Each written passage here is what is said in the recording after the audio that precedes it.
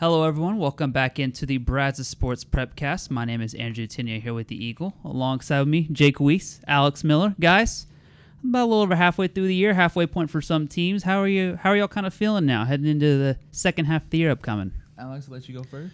Yeah, I mean, holy cow! It's kind of crazy that we've gotten this far into the season. It's week 6 already. Mm-hmm. So, we didn't come ready today, but maybe next week we need to do some mid-season superlatives. Be on the look for that next week. Maybe we'll talk best team, best player, biggest surprise, those kind of things. But it's a really light schedule. I don't know if you can see my piece of paper, but we got nine games? Yeah, I believe nine games. Yeah. 9 games. That's it.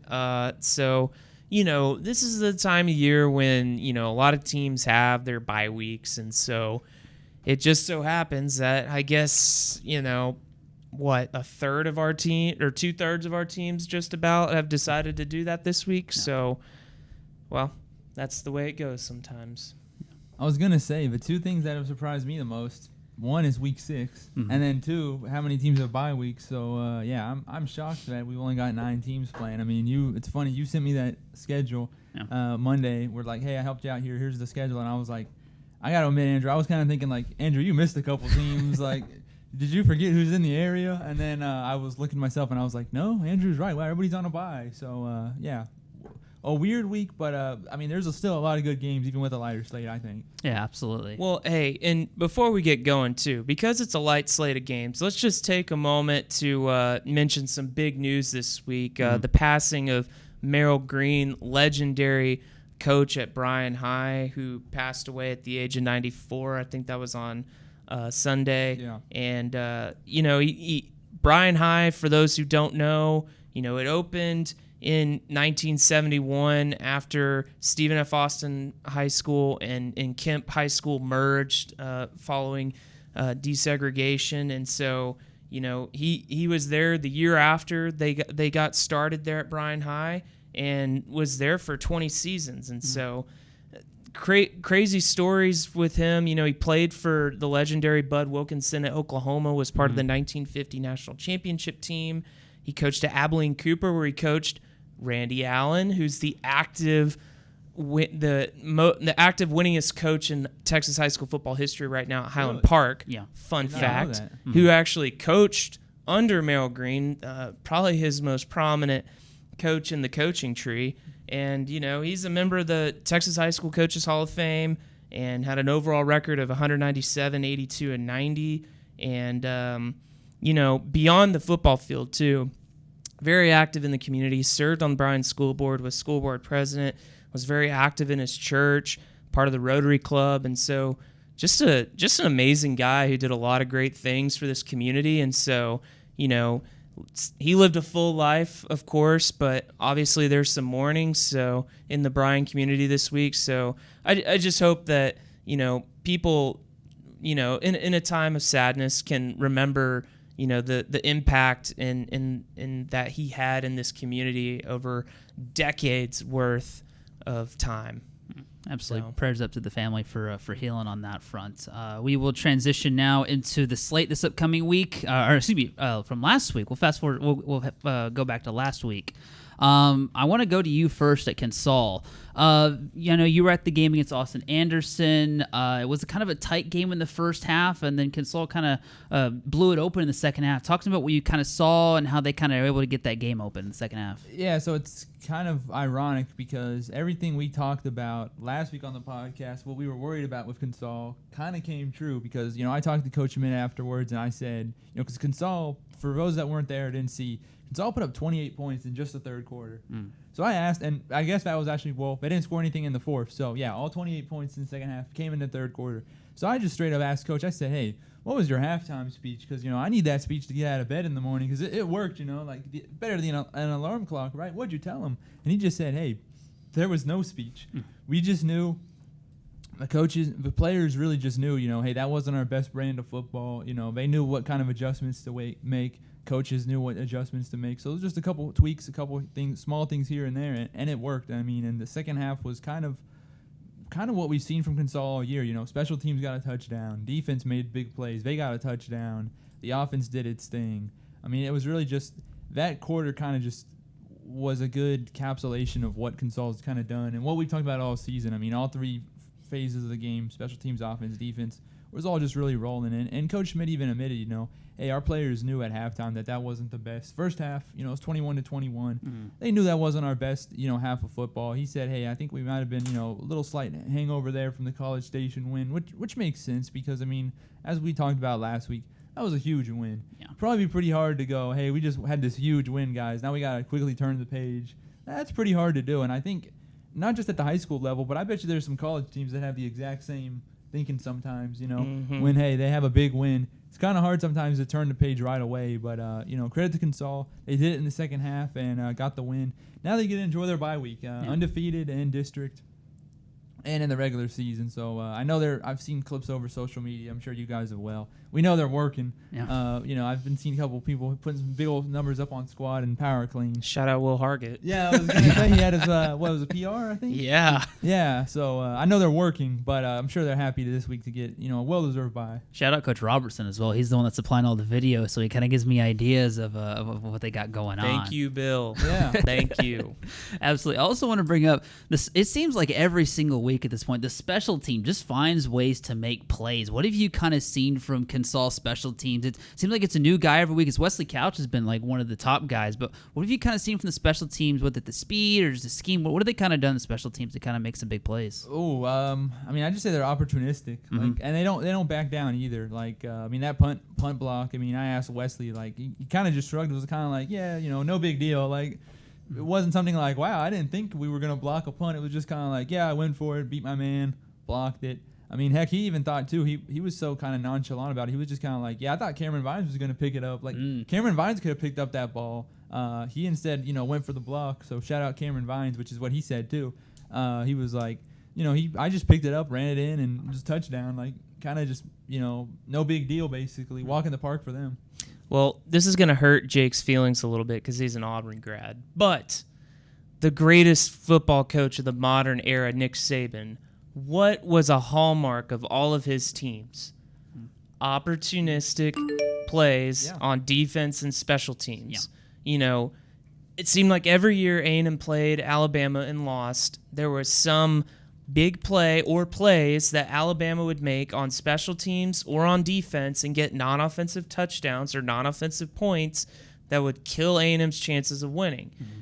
You're starting to see that play out in Consol's season a little bit where, you know, Consol's been in some tight games, and the differentiating factor is their ability to create momentum and points in non-offensive possessions. Mm-hmm. And kudos to the Tigers for being able to recognize their ability to take advantage of some of those situations, whether it's blocking punts or blocking extra points or stripping a ball right out of a ball carrier's arm or making an interception. And then kudos to the offense for finding ways to get going at times where things may not have been easy going and tailoring their offense to get it done when they need to, right? Mm-hmm. We saw that play out in the College Station game where they went to the read option with Will Hargett, right? But, you know, it sounds like the passing game was doing all right last week for the most part, and they got it going in the run game as well. And we even saw, speaking of, you know, kind of tailoring the offense, I mean, we even saw some more, you know, you and I saw it in College Station, that one nice play where Will Hargett was a receiver, and I got to admit, I still think he caught that ball, but, like, I've watched that. The video looked pretty good. Yeah, but point is, he got to show off his hands against Austin Anderson. They had a couple drives there where he was that receiver, and it wasn't just one play. It was kind of just like, I think it was maybe, I want to say pretty early on in the first quarter, there was just a drive there where Jaden Mullenberg was quarterback the rest of pretty much the entire drive, and Will Hargett was just that receiver the whole time. And I mean, it worked. Will caught I think at least 2 or 3 passes, and one that he broke loose for I think like 60 yards and got him in scoring position. So I mean, they're not afraid, like you said, to mix things up and try new things. Well, Rudder is the other team locally. Well, I guess is Brazos Christian off this week too? They're off as well. You know, we've got 3 really solid teams. Brazos Christian's undefeated still. Yep, undefeated. And so is Rudder, and so is Consol. And so, Andrew, you have pretty much been our Rudder beat writer. That's been my second home. I've set up camp right next to Rudder High School between features and going to cover games. What do you think is maybe a point of emphasis for the Rangers? Obviously a really hot start, but things are going to get real quick with Waco U and Brenham back-to-back to start district play. Yeah, absolutely. I'm actually going to throw some stats out here. I actually did some he's got stats some here. stats. I got a little bit excited. Let's crunch some numbers, shall we? Yeah, absolutely. So I want to compare a little bit to last year, and it's kind of hard because outside of Brenham, I think Rudder plays completely different teams from last year, but I think it's the best measuring stick so far. So 2024's offense, averaging 42.2 points in non-district. Last year, they were 33. On defense, they are 21.4 this year, points per game allowed. Last year was 30.7, which are good stats and all. But I think it's the turnover differential that's been so big for them. They had, I think it was 4 picks last week. They had 14 takeaways so far in non-district. And another great thing has been the quarterback play, only 2 interceptions. So 14 takeaways to just 2 turnovers, at least throwing the ball. I couldn't find the fumbles or how many fumbles they've had, but that's still really good numbers. And I think what they're going to need to continue to do is be opportunistic, and especially these next 2 games against University, against Brenham, who are probably going to have 2 of the best skill talents they've seen to this point, arguably, maybe 2 of the best they'll see all the regular season. It's going to be really important to find a way to get some takeaways, get a couple takeaways, get a couple splash plays. We talked about that with Bryan's defense a week or so ago, just creating those havoc plays, creating those splash plays. I think that's another thing that's going to really need to translate. Maybe when the offense is trying to get things going, they really need to get those splash plays. I'm curious to see what they kind of work on during the bye week. Not everyone calls it the bye week. I actually talked to Coach DeBerry at College Station. We may get to the Cougars in a little bit. He calls it Get Better Week, or something along those lines. So maybe it'll be Rutter's version of Get Better Week. I'm curious to see if that translates over, even if the offense may have some things to work on, just with maybe a little better competition in the district. I'm curious if the takeaways translates. So. Well, Brazos Christian, they shut out Riesel last week. Is that right? It was 37-0. Yeah. We talk a lot about the Eagles' offense, but that defense, man, they're a little overshadowed, and I think it's about time we start giving them a little kudos for what they're doing out there. I was gonna say this is let's see, I'm trying to think back in my head. Was Hearn? The Hearn game was last week as well. I think it was 2 weeks ago. 2 weeks ago. I think that's two out of the last 3 games. Point is that they've had an interception for a return for a TD. So I mean, the defense isn't just keeping teams off the board. They're making plays. I mean, they're making plays and they're putting points on the end zone. And they shut out Hearn too, right? No, Hearn. They had a touchdown. Hearn had a touchdown. It was 15-7. Yeah, 15-7. But no, credit to their defense because they're not just, like I said, not just keeping teams off the board. They're putting up points themselves, and I think Brazos Christian is firing on all cylinders right now. And I think next week they start district, I believe. Pretty salty district too. Yeah, I was gonna say that'll be a good measuring stick because it's on the road. I want to say they're playing Hallettsville Sacred Heart. I think that sounds right. That sounds right. Yeah, and I know it's on the road for sure. The first one's on the road, then I think they come back home. Absolutely. We'll go ahead and dive into some of these games, to a couple of these games. I want to start off with Copper's Cove at Bryan. I think Alex, you'll be at that game. What are you kind of looking for when you look at Bryan, this matchup, how they kind of start off with district? They're coming off a bye, so they come off a week where they can rest up a little bit. What are you kind of looking for when you look at this matchup? Yeah, I mean, Bryan's a 13-point favorite in this game. I mean, I'm just looking for the Vikings to take care of business. Cove's a team that Bryan has beaten in the past, but it's also a team that has given Bryan some trouble in certain years. And so, we talk so much about the Vikings and their aim to find consistency, right? And I think we started to see a little bit of that consistency toward the end of non-district play for them. Now that they've had a week off to get better, as some would say, can they start district off on the right foot? There's some winnable games in this district. I think this district's going to be a lot better top to bottom than it was last year. Temple's up. Waco Midway is doing a lot better. Harker Heights is really good this year. They kind of had a resurgence. Well, Harker Heights has been good for the last couple years too, and they've been able to maintain that. Yeah. They lose Pflugerville Weiss, but with Temple and Midway being better than they have the last couple years, I think top to bottom this district is pretty solid. And so if you're Bryan, you got to start off on the right foot if you want to make a push for a playoff spot.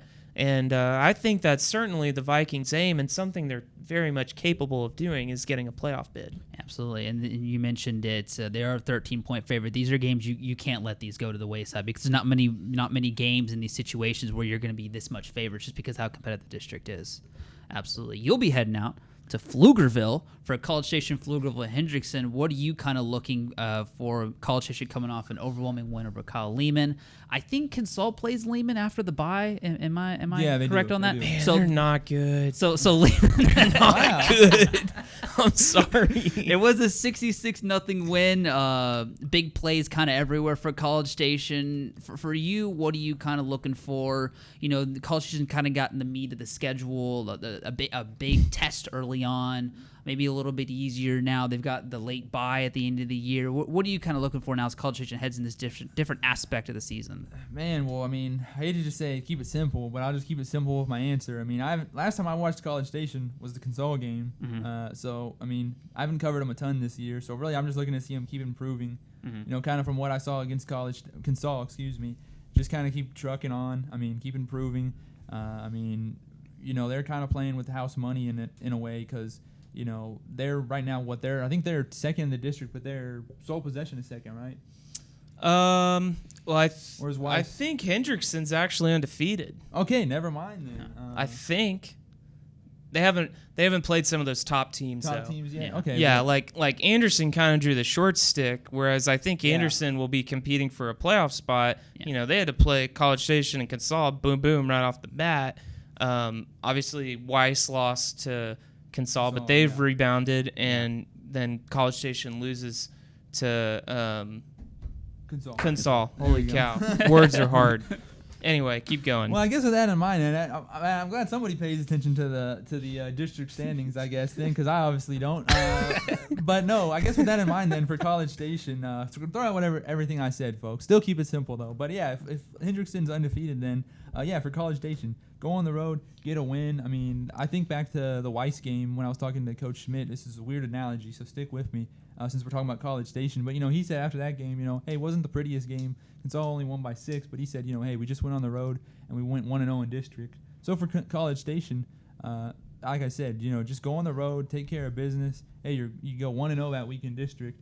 I think you're in pretty good shape as long as you do that. Well, there's a lot of players that made plays. I do want to give a shout out to Adam Boling. He was one that had, was one of the. Anytime he made a play, I was reading Ian's story. Ian had a great story at the Gamer on Friday. Just to see the crowd just got so amped up for him making plays. Obviously, a big day, big moment for him. So I wanted to give him an individual shout out. Had a great game in that retrospect. Absolutely. What a cool moment. Glad that he was able to have the night he was, and we're certainly wishing him well, and that they would be able to find a treatment that's effective and can really help him recover from this diagnosis. So absolutely, well said. I want to move on to St. Joseph Baytown Christian in the privates area. This is a very interesting matchup. State semi rematch from last year. St. Joe's coming off a big win over Allen Academy last week. I got to talk to Coach Mike Forgione, and he's just super excited for the matchup. He wasn't here for the matchup itself. He was at a prior school, but he knows Baytown Christian. He's familiar with the area. St. Joe's is bringing back a good amount of guys. They're really getting their offense clicking lately these past couple weeks. So that's one I'm pretty excited about. Only a 12-point line, too. So the odds makers think it's a pretty close game. It's just one I'm super excited to kind of get to see, kind of getting who's going to get their ground and their footing here as they head into the second half of the regular season. Well, and hey, the Eagles got a big win last week over Allen Academy. We talked about that on the show last week. Whoever won that game, that was going to be a big win for them. Mm-hmm. And, St. Joe's came out on top. And, Andrew, I think you've got a feature on a couple of St. Joe's players coming out in tomorrow's paper. I do. So Peter Niver and Colt Bundick, who's been a receiver all year, but Niver actually moving from running back to receiver, trying to get the scheme right offensively. They were both just thought like, hey, it's just another game. People want to think it's it's like kind of like a rivalry game or it's a revenge game. It's just another game. It's another game you focus on, another game on getting a win. trying to get back in the win column, trying to get close to 500. But they're both super excited for the challenge and to play a team that they've been familiar with this past couple years. Played them twice last year. Actually, they split the games. So that one's an interesting one. So for sure. Somerville Iola, another big area game, has really good implications. Both teams, Somerville's gone on a real big high. They're 3-1 coming in the year. Iola building some momentum. Well, what are you kind of looking for in that kind of game? Oh, gee, you looked right at me. I was hoping Alex would take this one. You're the one who's got the paper about it. Paper, but I was hoping you would go first, and I could just say, I agree with that. Well, I'll say this: it was probably the toughest game to pick on our picks panel this week. Yeah. Oh, yeah, absolutely. Yeah, I still don't feel confident about what I've done, but what I've done is done. So, Jake, tell us why this is such a tricky game to pick. Yeah, well, I'm glad you asked me that. Give me that question because I've been struggling with that one. What's interesting to me is I went and looked back and looked, because it seems like these teams meet all the time, and I was wrong in that. Not the first time, obviously, I've been wrong, but I was still surprised. It seems like they usually meet, but I was wrong. Last time they met was 2021, and since then I feel like both programs have pretty much been on the rise since then. I know for last year, Somerville didn't have a season they wanted, but still, a lot of that can be attributed to injuries, just some general bad luck. So I kind of feel like we can kind of throw last year out in a way. And like I said, they haven't played since 2021. Somerville won that game 14-13. Mm-hmm. So it's going to be close again. Iola had just a banner year last year, 6-5, winning record for the first time in a long time, made the playoffs. They're coming off of a high. I know it's another new first-year head coach for them. Mm-hmm. But like I said, these two programs are kind of both on the rise. I know Somerville's 3-1. You look at the records, Somerville's 3-1, so you think, okay, they got a little bit better record. Iola's 2-2. But hey, they both got district wins. They both started off district, I guess 2 weeks ago. No, last week. Both 1-0. Mm-hmm. Somerville beat Snook 34-6. Iola beat Milano 35-14. And they actually do have both one common opponent this year. They both played Norman G. Mm-hmm. Somerville beat Norman G 21-0 in week 1. And then Iola beat Norman G in week 2, 46-6. So, because I was hoping, okay, maybe I can look at that and kind of get an edge. They both have a common opponent, right? Yeah. Well, both scores, they both won the game. So who you picking? Tough to pick. I got to do it here on the podcast? No, you just have to check the paper. Well, I mean, I have an answer, but okay. No, tell us who you're picking. I think I'm going to go Iola. Iola. I think that's who I picked, too. Yeah, I feel like... It's a tough pick, though. It is very tough. There's a lot of playmakers on both sides. Somerville quarterback, wide receiver duo, Ian Teague, Keith Crawford. Yeah, very good duo there. He could be the real number one. True. He really could. There's a couple candidates for that. I know, speaking of which, that North Texas-Tulsa game this weekend, I was thinking, I wonder if Jaquise is talking to... Or I wonder if Terrence is talking to Jaquise about that, because North Texas beat Tulsa. I have a good feeling that might be the case. I was thinking that same thing. I didn't get to ask. You'll be there Friday. I guess you can ask him post-game. Hey, did you might have to ask. They may need to get back on the sticks on college football to have them play as each other and see if they can they can rewrite the wrong there. Yeah. I guess we're going over the picks here. I think I may just give up mine. When I see this game like this, it sounds dull, but I think this is going to come down to the best player on the field is going to decide what team I think is going to come out. And I think Keith Crawford is going to be one of the best players on the field, if not the best. So, you have Iola, I have Somerville, but I figured that the pick was warranted there. Anything else you guys see from this slate or anything else y'all want to kind of talk about before we wrap things up here? Hey, Bremond gave Mart all it could handle last week. A run for its money. Okay. Mart jumped out to a 21-0 lead. And Bremond just chipped away and chipped away and chipped away. And look, Mart found a way to kind of stonewall him on a 4th and goal try to tie the game, and would have probably gone for 2 to win. But look, if you're Bremond, you should not feel bad about that outcome, right? That should be encouraging. And, if I'm a betting man, I wouldn't be shocked if Bremond gets another crack at Mart down the road. But, they got Wortham this week at home. If you're Bremond, you just got to flush it and keep going. I know they fell out of the top 10 in 2A Division II, but this is a Bremond team that I think is getting better week by week. And look, if they can get a run going, that's a team that Mart's not going to want to face down the road in the playoffs again. Absolutely. Another team that I guess I'd mentioned yet that was playing a team that there's no shame in kind of losing that game is Franklin, dropping to Houston Legacy, a team man. that we'll be honest, we didn't know really too much about Houston It Legacy. was so hard to pick that game. I did some research. They've got some Division I athletes on that roster that I guess I just Yeah. It's the Shaq phrase. I'm sorry, I wasn't quite familiar with your game. I felt that in that moment whenever I was watching the game. I was like, I guess I wasn't familiar with their game. But that's a game that, like you said with Bremon, I don't think that's one you bad yourself on too much if you're Franklin. Hey, in the passing game, Yeah. okay, Noah Tart was like 9 of 12 for a lot of yards, okay? Like, I don't know. Maybe Coach Fannon's turned a new leaf. It's fall now, so he's going to have to air it out. Probably not, I but was gonna say, just hearing the 12 attempts made me go. Like, I what? know. They were also playing from like 20 behind, so can't really run and pound and do an 8-minute drive every time and try to that's come true, back too. and win. But the point being is that if you're Franklin, one of the big positives you probably take away from that is that you know what you got in the passing game, and it's pretty good. So, yeah, that's a tough game that doesn't define Franklin. Mm-hmm. I still think Columbus is the team to beat in that region and in all of Class 3A Division 1. They took it to Belleville last week, but Franklin's a team I think is finding its identity week by week. Let's see how far they can go and if they can get into the big game and what they can do in November into December. All right. Anything else, gentlemen? Lexington just keeps flying under the radar. Yeah. They're playing Caldwell this week. Caldwell's doing better. Mm-hmm.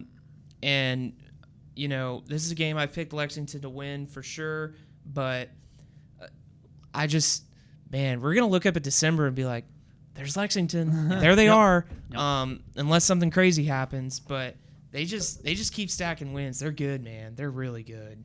So, all right. Well, I think that is all for this episode. I appreciate y'all listening in and tuning into the Brazos Sports Prepcast. Make sure to check out all of our high school coverage on theeagle.com throughout the season. See ya.